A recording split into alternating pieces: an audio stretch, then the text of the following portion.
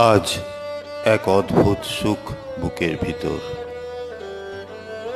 শ্মশানের নিস্তব্ধতা যেন অনেক গল্প বলে যায়। তোমার আমার গল্প, পথ শুরু আর পথ শেষের গল্প। আজ খুব মনে পড়ছে বৃষ্টি ভেজা এক অলস দুপুরের এক চিলতে রোদের ছোঁয়ায় প্রথম যখন তোমার ঘ্রাণ পেলাম। অস্থি মজ্জায় তখন এক শরীরী কল্লোলিনীর প্রবাহ বাঁধ ভেঙে স্রোতের প্রতিকূলে ভাসিয়ে নিয়ে গিয়েছিল আমাদের। সময়টা তখন থেকেই বড় অশান্ত। এক পচা ইঁদুরের গন্ধে সাম্রাজ্যটা তখন থেকেই ধীরে ধীরে বিলুপ্তির পথে। মিছিলের ভিড়ে দুটি মুষ্টিবদ্ধ হাত কিন্তু তবু প্রতিজ্ঞাবদ্ধ ছিল এক অলিখিত গ্রন্থে। মঞ্চের সামনে দাঁড়িয়ে যখন তুমি কর্ণকন্তী সংবাদ পাঠ করতে, তোমার সেই মায়া জড়ানো কণ্ঠে যখন ভেসে আসত, সেই আমি আসিয়াছি ছাড়ি সব লাজ, তোরে দিতে আপনার পরিচয় আজ। তখন হাততালির আড়ালে একটি মুখ চেয়ে থাকত অবাক পৃথিবীর খোঁজে। আজ সব খোঁজ শেষ, হয়তোবা শুরু আরেক নতুন যুগান্তের। রাজনীতির মঞ্চটাও তুমি আষ্ঠে পৃষ্ঠে আঁকড়েছিলে, সাজিয়েছিলে ক্যাকটাসের মধ্যেও এক সবুজায়নের প্রাণ। জীবনচর্যার প্রতি খাতে ছিল তোমার অল্প অল্প করে বোনা এক সুস্থ কাঠামোর জ্যামিতিক পরিসীমা। আমিও দেখেছিলাম সেই স্বপ্নটা তোমার সঙ্গে, তোমারই হাত ধরে। কিন্তু যেদিন থেকে ম্যানিফেস্টোটা তার সূচিপত্র ভুলে গেল, পারলাম না আর ফিরে তাকাতে। সেদিন দুটি মুষ্টিবদ্ধ হাত তাদের নিজের নিজের প্রবাহে পৃথক হলো। একটি চিঠি তখন থেকেই লেখা শুরু করেছিলাম, এক না হয়ে ওঠা সংসারের চিঠি, এক বিভাগী মনের অনুসন্ধানের চিঠি। বুঝিয়েছিলাম তোমায় অনেক, কিন্তু ফেরোনি তুমি। অজস্র বিক্রিয়ার মধ্যে দাঁড়িয়ে তখন তুমি আত্মঘোষণা করেছিলে এক নতুন সমীকরণের। তোমার সেই প্রথিত বিজ্ঞানের পথে সেদিন বাধা হয়ে দাঁড়াইনি আমি। তারপর অনেকটা চওড়া পথ পেরিয়ে একদিন দেখা হলো তোমার সঙ্গে আবার। তোমার জিজ্ঞাসু চোখের আগুন তখনও একই রকম ভাবে প্রজ্বলিত। শ্রীময়ীর সঙ্গে তখন গোছানো সংসার আমার। আমাদের ফুটফুটে কন্যা অন্বেষা, চোখ দুটো যেন একই রকম আগুন নিয়ে ছুটে আসতো আমার কাছে। শ্রীময়ী চিনত তোমায়, অবশ্য তোমায় তখন কে না চেনে।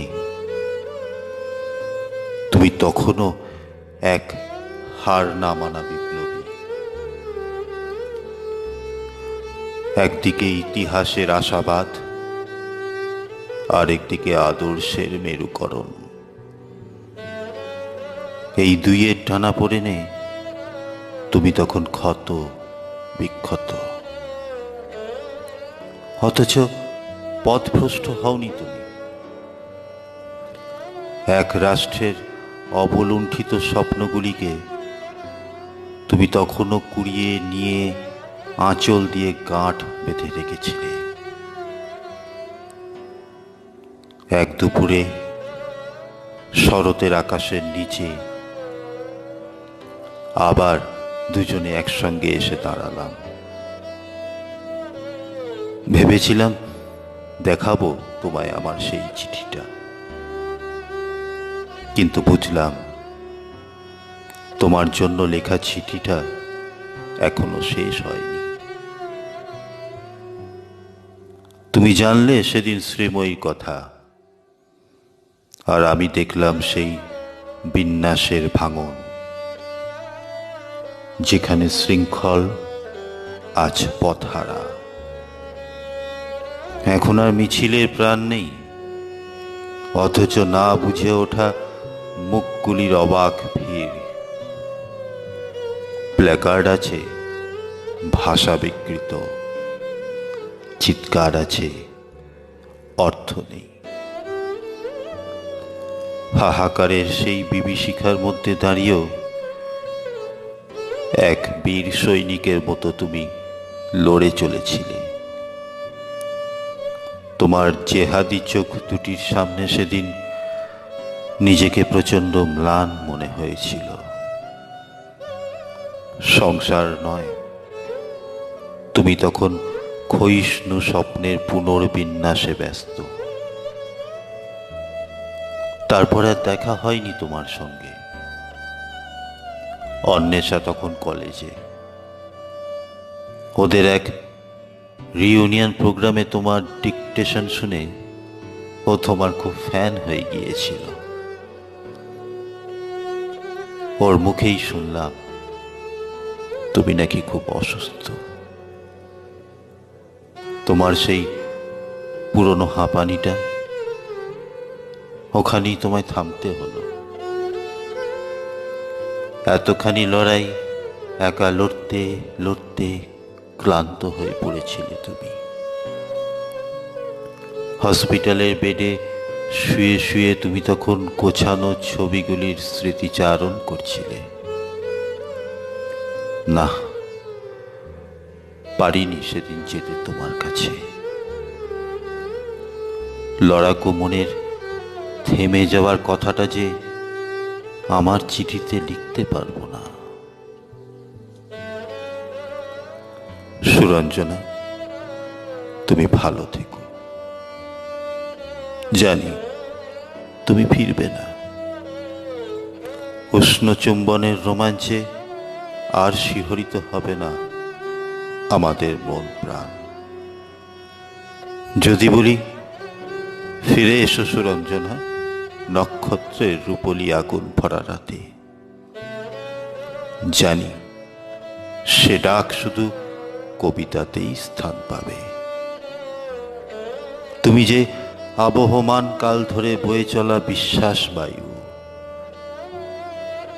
তোমার জন্যই তো এক পৃথিবীর স্বপ্নগুলি আরেক পৃথিবীর তীরে নোঙর ফেলে। অনেকক্ষণ চিত হয়ে আছি। তোমার নাভিটা দিয়ে গেল ওরা। অন্বেষা আজ এসেছে এখানে। ও জানে দুই নাভি মিলেমিশেই তো আবার এক নতুন ম্যানিফেস্টো সৃষ্টি হবে। চুল্লির প্রচণ্ড দাবদাহে আমার অস্থিগুলিরও নবীকরণ হবে। আমি ধীরে ধীরে তোমাতে বিলীন হচ্ছি সুরঞ্জনা। এসো, ফিরে যাই আমরা আবার সেই চিলেকোঠায়, যেখানে এক পশলা বৃষ্টির শব্দে আমরা শুনেছিলাম এক নতুন বিপ্লবের গান। এরপর না হয় আমার চিঠিটা অন্বেষাই লিখবে? হ্যাঁ, চিঠি। তোমার গল্পে আমার লেখা, সে না দিয়ে ওঠা চিঠিটা।